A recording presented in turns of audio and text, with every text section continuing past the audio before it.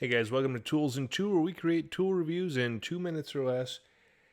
Today we're looking at some flush trim router bits. Now I know woodworking isn't my normal thing, but I have been doing a lot of it in the last 6 months, a lot more for me anyway.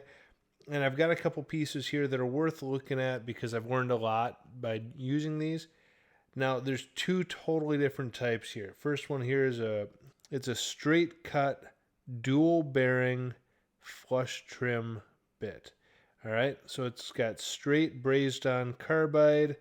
It's got bearings top and bottom, so you can follow a template on either direction. This is a handy tool. I had to have this for what I was doing because the router I had was limited to a 1/4 inch collet. I wasn't able to get a bit that's big enough where I could do a flush trim with a template on 2x material.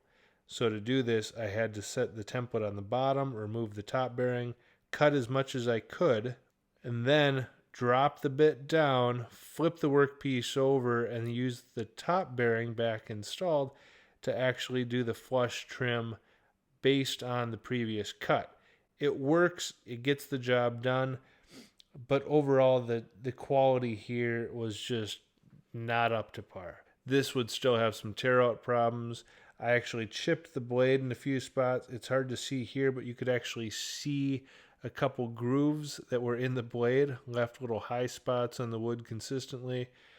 And honestly, if you're only cutting cedar, this thing died way too soon. I'll give this a 3 out of 10. It's useful in its place. Honestly, if you need to do a lot of work with material you can't get done with a 1/4 inch bit, look into renting, borrowing, or just buying a bigger setup so you can get into a 1/2 inch collet. Then you can get into the proper bits and do this right, do this once.